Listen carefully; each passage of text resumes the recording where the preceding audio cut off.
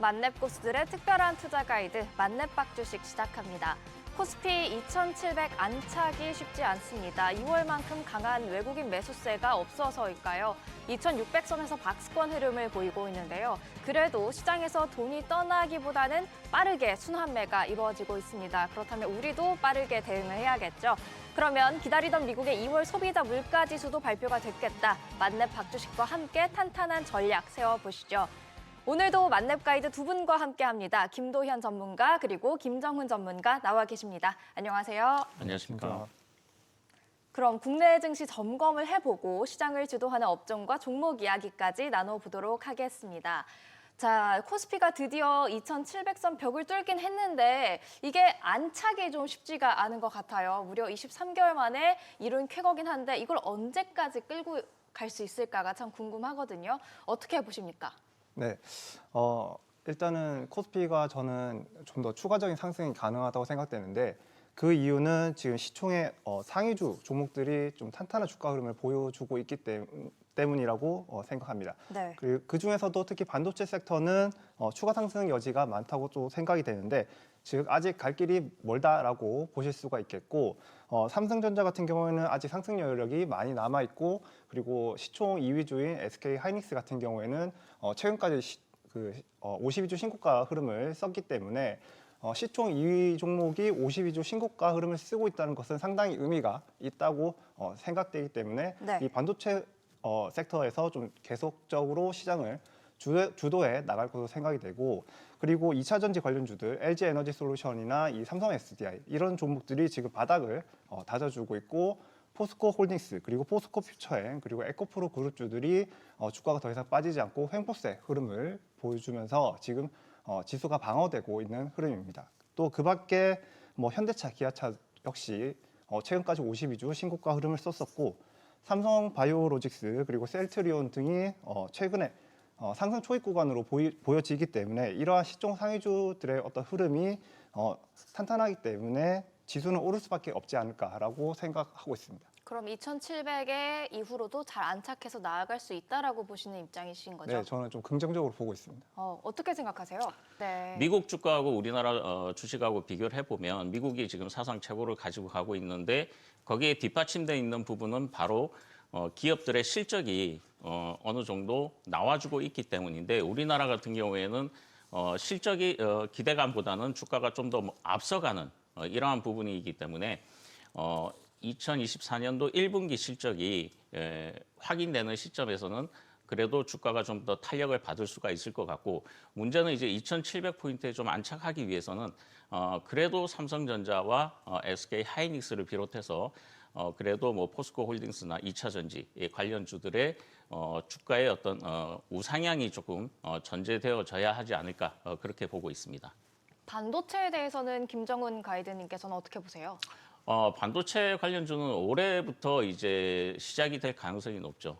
근데 이제 예전하고 좀 틀린 거는 예전에는 이제 뭐 디램 쪽에 포커스가 맞춰져 있었다 그러면은 이제는 AI 반도체라든가 그리고 비메모리 반도체 이쪽에 포커스가 좀 맞춰져 있는데 조금 안 좋은 소식은 이제 TSMC와 삼성전자의 어떤 파운드리 부분이 조금 뭐 격차가 좀 벌어졌다. 네, 벌어졌다. 이런 부분들이 얘기가 나오고 있지만 중요한 거는 이제 HBM 같은 어떤 그 수요 증가 이 부분이 결과적으로는 어느 정도 실적을 끌어올리느냐 이 부분이 이제 반도체 전반적인 수요를 끌어올릴 수 있는 그러한 포인트라고 보는데 이미 주가가 좀 많이 올라가 있는 반도체 종목들은 변동성이 좀 심할 수가 있거든요. 네. 그래서 오히려 눌림목에 대한 어떤 지지를 분명히 확인하시고 투자 포인트를 잡으시는 게 중요한 포인트라고 판단이 됩니다. 제가 반도체에 대해서 여쭤봤던 이유가 이제 곧 엔비디아가 주최하는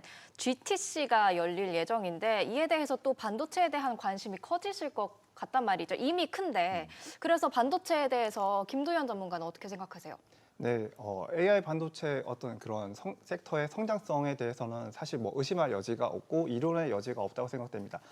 하지만 그 현재 이 시총과 실적의 밸런스가 좀 안 맞는 종목들이 저 개인적으로는 좀 많이 보이고 있다고 생각을 하는데 사실 이런 종목들은 언제든지 조정이 나와도 이상하지 않은 좀 구간이라고 생각을 하고 있고 그 이유가 엔비디아가 지난주에 장중에서 그렇게 시가총액 큰 종목이 장중에서 10% 정도 주가 변동성을 보였었는데 이런 것들은 좀 하나의 그러한 징후가 될 수 있다라고 생각을 하고 좀 조심하자는 그런 관점에서 봤을 때 이렇게 실적 밸런스가 안 맞는 종목들은 그러한 조정이 나올 수 있다는 것들 좀 염두를 좀 해주셨으면 좋겠고 다만 그 중에서도 아직 안 올라와 있는 그런 종목들은 저가 분할 매수 전략이 여전히 유효하다라고 좀 말씀을 드리고 싶습니다. 사실 요새 시장을 보면 가는 종목들만 가는 그런 분위기가 없지 않아 있거든요. 네.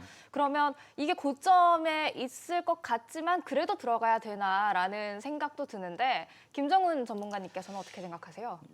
올해 이제 삼성전자와 SK 하이닉스의 영업이익이 뭐 한 30조 정도 추정을 하고 있는 것 같습니다. 그렇기 때문에 그러한 부분들이 맞춰지려고 그러면은 1분기 실적이 어느 정도 시장 예상치를 충족하느냐, 요거에 따라서 이제 반도체에 대한 전망들이 좀 엇갈릴 수가 있거든요. 그래서 그런 부분들을 보시되 만약에 이제 AI 반도체 관련주들이 많이 올라갔다 그러면은 오히려 그와 관련돼 있는 장비 관련주들 이런 쪽에다가 따라갈 수 있는 이러한 섹터로 좀 관심을 가지시는 것도 투자의 하나의 방법이라고 생각합니다. 작은 섹터 안에서 순환매가 이루어질 수 있겠네요. 네. 네. 그러면 저희가 반도체 이야기를 좀 해봤는데 반도체 말고도 최근에 이렇게 순환매가 돌면서 훈풍이 돌고 있는 그런 섹터들 좀 있거든요. 혹시 네. 반도체 이외에 좀 관심을 가지고 계신 업종이나 종목이 있으시다면 몇 가지 좀 공유 좀 해주세요. 김도현 가이드님부터. 네, 저는 좀 바이오 섹터를 좀 좋게 보고 있습니다. 왜냐하면 4월에 미국 암학회가 있고 그리고 6월 달에 미국 임상종양학회가 있습니다. 그리고 9월 달에 유럽 종양학회가 이렇게 차례차례 이벤트가 예정이 되어 있고 그리고 바이오 섹터 같은 경우에는 신약 개발 그리고 임상을 진행함에 있어서 비용, 자금이 많이 들어가는데 그래서 그 바이오 기업들이 자금 수혈이 잘 돼야 됩니다. 그래서 자금 조달이 원활해야 되는데 마침 6월 달에 미국에서 기준금리 인하 이야기가 나오고 있기 때문에 이러한 통화 정책의 방향성의 전환이 바이오 섹터 전반적으로 좀 기대감을 심어줄 수 있지 않나라고 생각이 되고 바이오 종목들 중에서 어떤 종목을 잡아야 되냐라고 말씀을 좀 질문해 주신다면 저는 좀 글로벌 트렌드, 글로벌 신약 트렌드에 맞는 좋은 파이프라인을 가지고 있는 기업